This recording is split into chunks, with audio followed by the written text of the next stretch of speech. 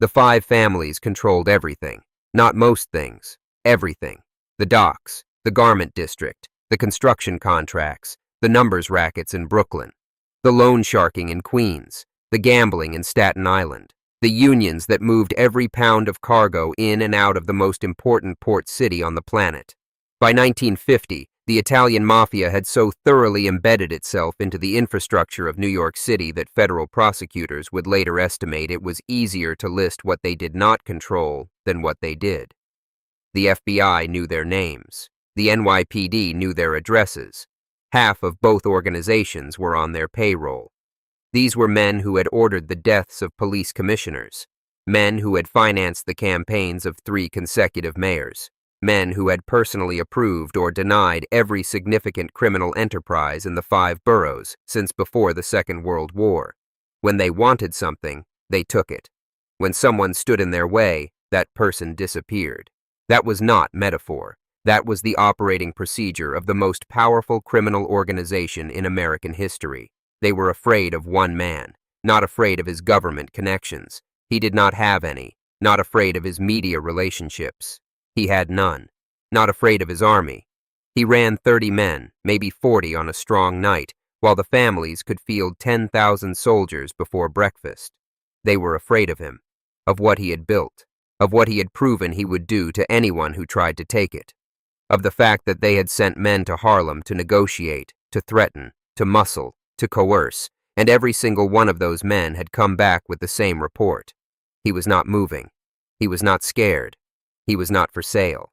And so the 5 families of New York, the most powerful criminal organization ever assembled on American soil, did something they had never done for any man of any background in any city in the history of their organization. They paid him to stay in his lane. His name was Ellsworth Raymond Johnson. The streets called him Bumpy. And this is the most dangerous story in New York history that nobody ever told you. To understand what Bumpy Johnson was, you have to understand where Bumpy Johnson came from. Because this was not a man who fell into power. This was a man who was constructed for it, block by block, year by year, by the specific cruelties of the world he was born into. He came into this world on October 31st, 1905, in Charleston, South Carolina. Halloween. As if the date itself was a warning. His full name was Ellsworth Raymond Johnson. His parents were William and Mamie Johnson, working people, the kind of family that prayed hard and worked harder and still finished every month behind. Charleston in 1905 was a city of formal, codified degradation.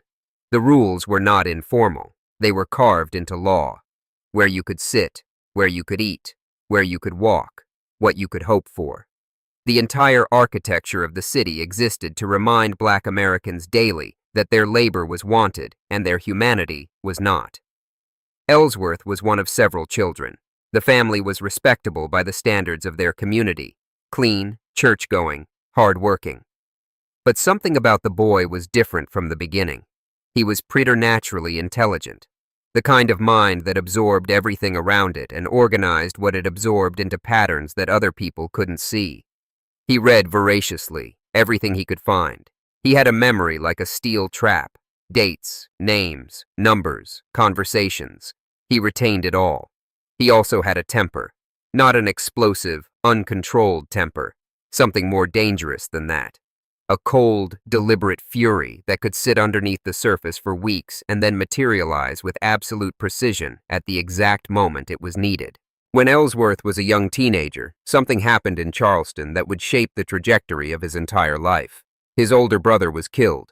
The accounts vary on the details, but what does not vary is what it did to the boy who witnessed the aftermath.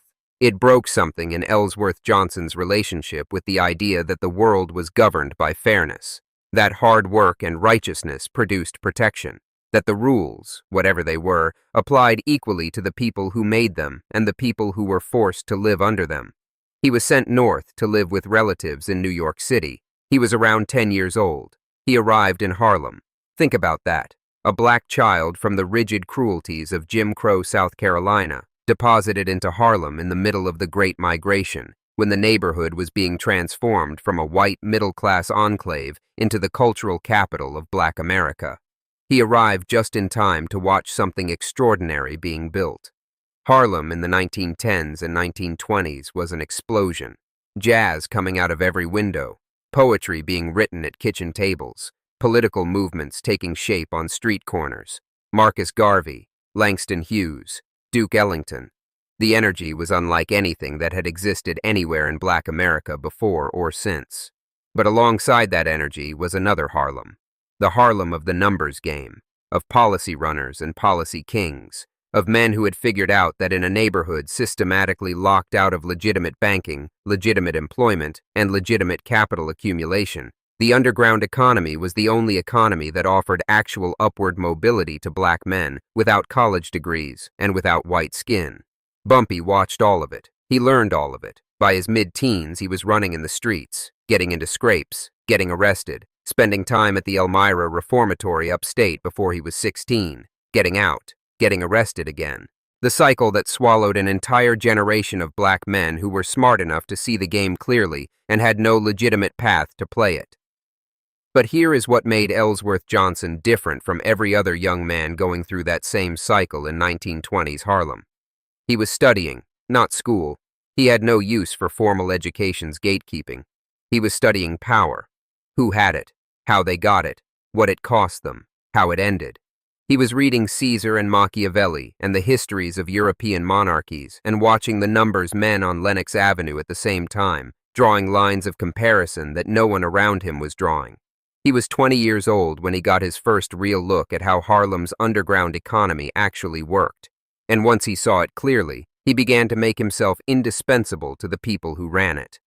This is what made Bumpy Johnson different from every other operator in Harlem during that era. He did not think like a street man. He thought like a CEO. By the time he came of age in the late 1920s, Harlem's numbers game was the most lucrative underground market in New York City.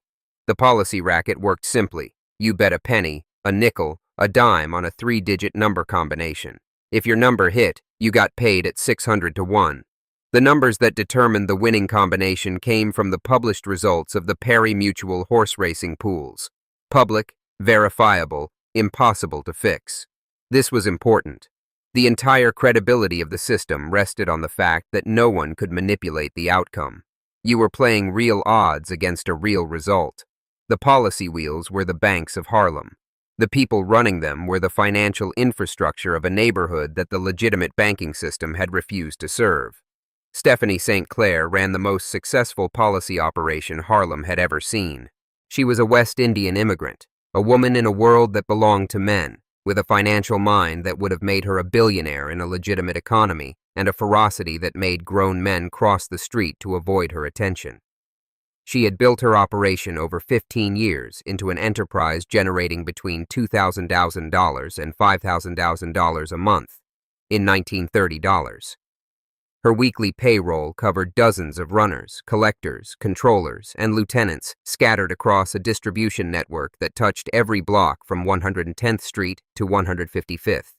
She needed an enforcer, a man of sufficient reputation that his presence alone resolved disputes before they became violence, and of sufficient capability that when presence alone was insufficient, the violence that followed was overwhelming and final. She hired Bumpy Johnson. Think about what that means. Stephanie St. Clair, who trusted essentially no one, who had survived 15 years in the most competitive illegal market in America by being more intelligent and more ruthless than everyone around her, looked at this 20-something man from Charleston and decided he was the one she could rely on. He did not disappoint her.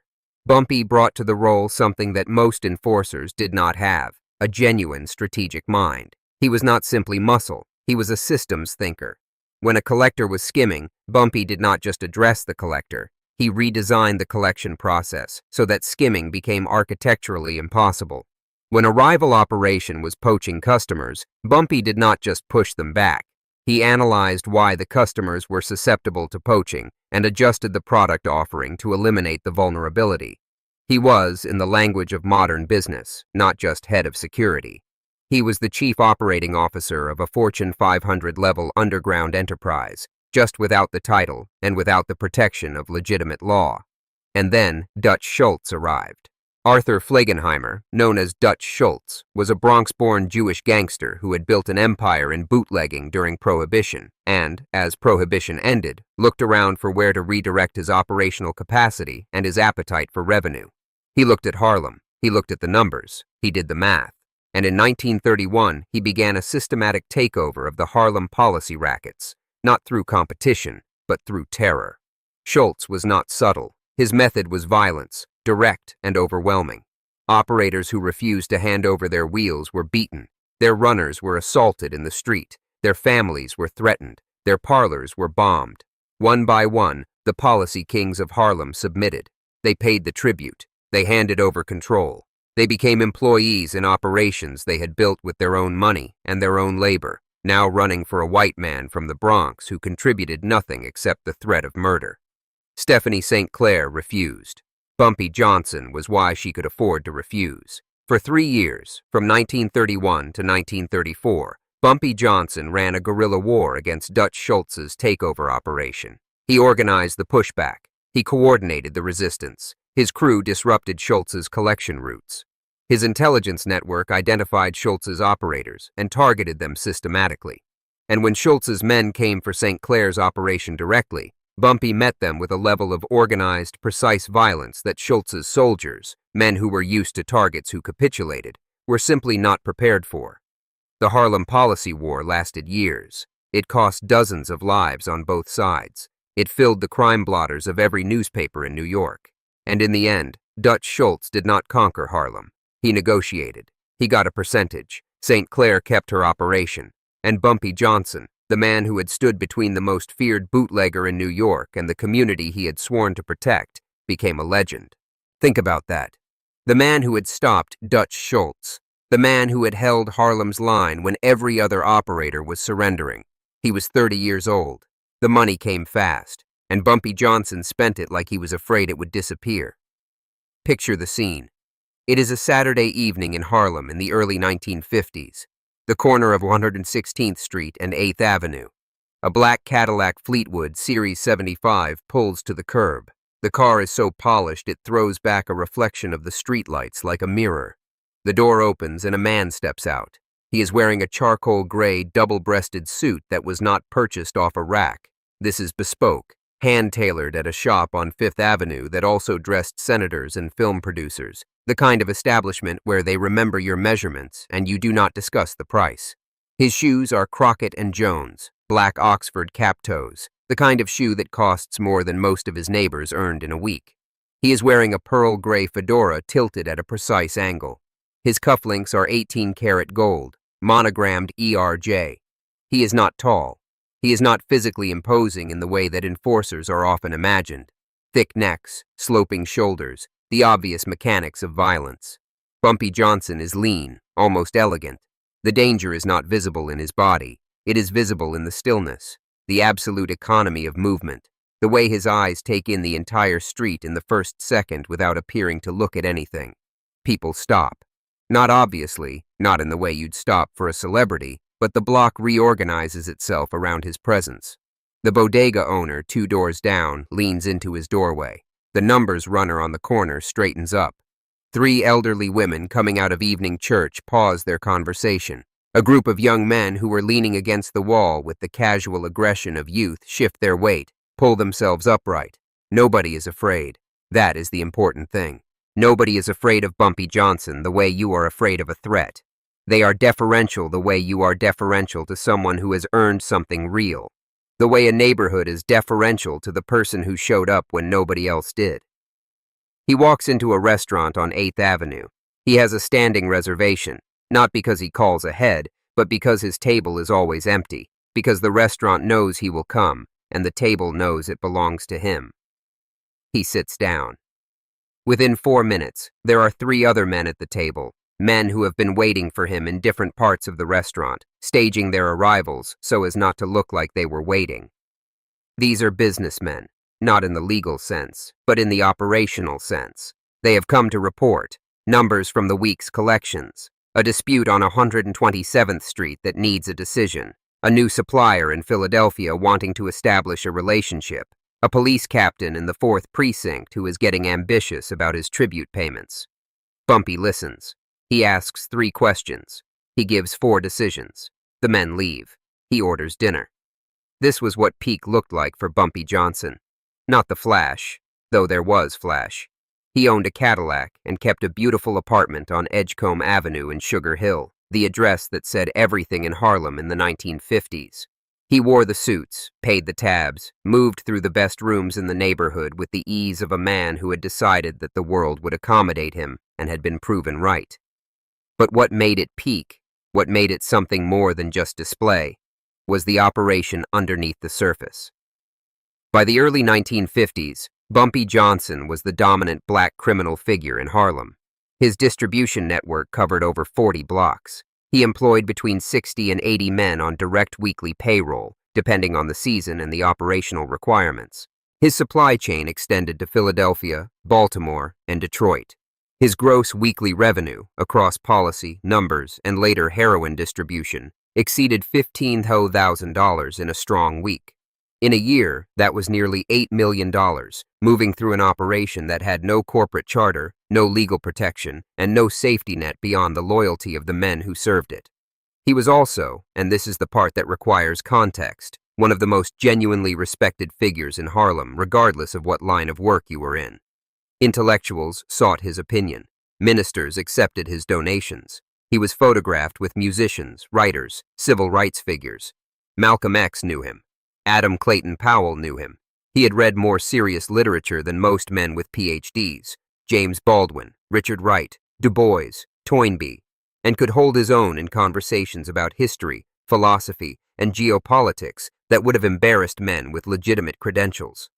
The 5 families watched all of this, and they were watching with a specific, calculating kind of attention, because Harlem was not just a neighborhood, Harlem was a market, and the market was underserved. But here is what Bumpy Johnson did not know. The attention being paid to his operation from downtown was not only about territory and revenue. The men watching him were building a case, not for the New York District Attorney, not for the NYPD, whose captains were largely receiving Bumpy's money anyway, for the Federal Bureau of Narcotics, which had been paying particular attention to Harlem since 1948, and which had an informant network that Bumpy, for all his intelligence, had not fully mapped. The peak had a clock on it. He just couldn't hear it ticking. Here is the contradiction at the center of this entire story, and you need to hold it in your mind for everything that comes next. Bumpy Johnson funded Christmas parties for the children on his blocks. Every December, he organized toy distributions that reached hundreds of kids whose families had nothing.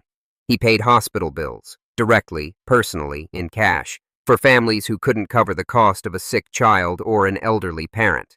He put men to work who had no other employment options, men with felony records, men who had aged out of the job market, men who the legitimate economy had categorized as disposable.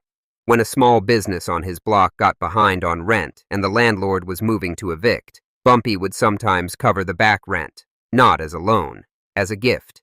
He wanted the neighborhood to function.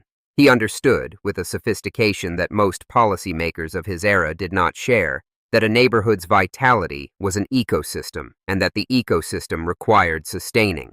There are people alive today who are the grandchildren of Harlem residents from the 1950s, and they will tell you stories their grandmothers told them about Bumpy Johnson that don't appear in any newspaper archive, about the light bill he paid, about the coat he bought, about the morning someone woke up to find groceries on their doorstep with no note, and everyone in the building knew exactly who had left them. He was the best thing and the worst thing that ever happened to Harlem. Because the same operation that funded those Christmas parties was also flooding those same blocks with heroin. By the early 1950s, Bumpy Johnson's supply chain included narcotics distribution, heroin primarily, moving from French Connection supply lines through distribution points in Harlem into the bodies of the same community he was feeding. The same runners who carried number slips were sometimes carrying bags. The same network that made the policy game function so efficiently was a ready-made infrastructure for the drug trade, and the damage was catastrophic in ways that wouldn't be fully visible for years. Young men who had no other path became addicted. Families that had survived the Depression and 2 wars did not survive the heroin that moved through their buildings in the 1950s. Children grew up watching parents disappear into addiction, or grew up without parents at all.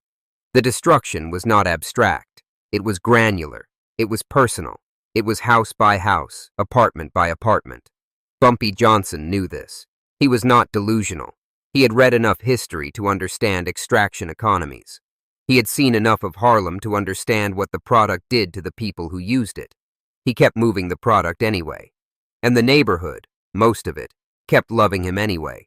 Because in the calculus of Harlem in 1952, the choice was not between Bumpy Johnson and a better option. The choice was between Bumpy Johnson and a worse one. Between a man who fed you and also poisoned you, or men who would only poison you and charge more for the privilege. The government had abandoned this neighborhood. The banks had abandoned it. The employers had abandoned it.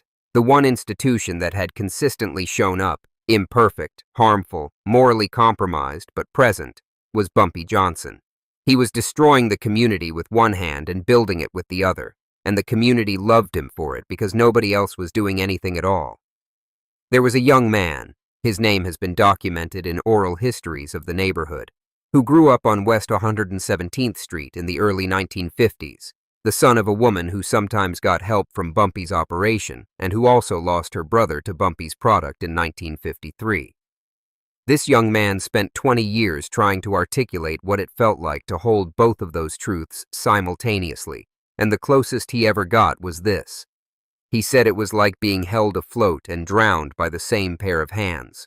That tension was never resolved. It should not be resolved. It is the point. But here is what Bumpy Johnson did not know. The Federal Bureau of Narcotics had been building a case for 3 years. Not the kind of case that the NYPD built and then shelved when the right envelope arrived in the right precinct captain's desk drawer. A federal case. The kind that didn't answer to anyone on Bumpy's payroll. The kind that treated the operation not as a neighborhood criminal matter, but as a supply chain management problem. Trace the product backward, map the distribution forward, document every connection at every level. The irony of what ended Bumpy Johnson is the thing that stays with you. For years, the symbol of his power was his visibility. He was not a man who hid. He walked Harlem openly. He sat at his table in the restaurant on 8th Avenue. He attended social events. He was photographed. He was seen. His presence in public was itself an act of power, a declaration that he had nothing to fear from being known, that his arrangement with the world was settled enough that he could simply exist in it without concealment.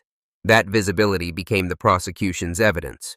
Photographs, surveillance photographs taken by FBN agents who had been documenting his movements for 36 months. Photographs that showed him with suppliers, with distributors, with men who could be connected through their own separate cases to specific shipments on specific dates. The photographs were meticulous. The case was meticulous. The FBN had learned from 2 decades of failed prosecutions of organized crime figures that circumstantial cases built from decades of rumors did not survive cross-examination. This case was built from documentation. 1952. Federal indictment. Narcotics distribution. The courtroom was in Lower Manhattan. Bumpy arrived in a suit. He was convicted. He was sentenced to 15 years. He was sent to Alcatraz, the island in San Francisco Bay reserved for the men the federal government most wanted separated from the world they had been operating in. He would serve the first portion of his sentence at Alcatraz, then continue at Atlanta Federal Penitentiary. Think about that. The man who had held Harlem's line against Dutch Schultz. The man who had made the 5 families of New York agree to pay for the privilege of leaving him alone. The man who had been the unofficial government of 40-odd Harlem blocks for 2 decades. Sent to a rock in the middle of San Francisco Bay. He served 11 years before he was released. When he came back to Harlem in 1963, he was 57 years old, and the neighborhood had changed in ways that 11 years on Alcatraz had not prepared him to absorb. The heroin that his generation had introduced into the community had metastasized. The streets he had once governed with a policy runner and a handshake were now genuinely dangerous in a different way. Randomized, chaotic, stripped of the organizational logic that had made his version of the underground economy legible. A new generation of operators had none of his code. He tried to re-establish himself. He was arrested again in 1965, released, arrested again. The federal government had decided that Ellsworth Raymond Johnson was a priority, and federal priorities, once set, do not easily redirect. He was living in Harlem, in an apartment, on the morning of July 7, 1968, when his heart failed. He was 62 years old. They found him in a restaurant where he had gone for coffee. He collapsed. He was gone before the ambulance arrived. Here is the math of Bumpy Johnson's life. From a sharecropper's son in Jim Crow Charleston to the man who made the 5 families of New York pay to leave him alone. From Elmira Reformatory at 16 to Alcatraz at 46. From the policy runner who watched Stephanie St. Clair build her empire to the man who saved that empire when Dutch Schultz came to take it. From Harlem's unofficial mayor to a federal inmate in a cell on a rock in San Francisco Bay. He lived 11 lives that most men never get one of. He read Caesar and died in a diner on 8th Avenue. He outmaneuvered the most powerful criminal organization in American history through a combination of intelligence, discipline, and absolute refusal to be moved, and then was ultimately moved by a system that had better resources and more patience and no concern for what it was destroying in the process. The 5 families of New York paid him. Think about what that means in American terms. These were men descended from immigrants who had weaponized ethnicity and solidarity and sheer organizational ferocity to build an empire from nothing in a country that had not wanted them either. They had battled each other, the government, and every other ethnic criminal organization in New York for 30 years. And the one man they could not defeat, could not buy, could not frighten into submission, was a black man from Charleston, South Carolina, who had taught himself everything he knew from books and from watching. The government that ultimately put him away was the same government that had structurally ensured that the underground economy was the only economy available to him, to the men who worked for him, and to the community that depended on both. There were no Small Business Administration loans for Harlem in 1940. There were no FHA mortgages. There were no corporate trainee programs. The policy game was not a moral failure of the men who ran it. It was a structural response to a structural abandonment. The moral failure belonged to the institutions that created the abandonment and then prosecuted the men who filled the void. That says more about America than it says about Bumpy Johnson. And somewhere in the archive of the Federal Bureau of Narcotics, there is a surveillance photograph of a man in a hand-tailored suit walking down 8th Avenue on a winter morning, and in every detail of his posture, the angle of the fedora, the set of the shoulders, the unhurried certainty of his stride, you can see a man who understood exactly who he was and had decided, irrevocably, that the world would have to come to terms with that. They put him on a rock in San Francisco Bay to break that certainty. He died with it intact.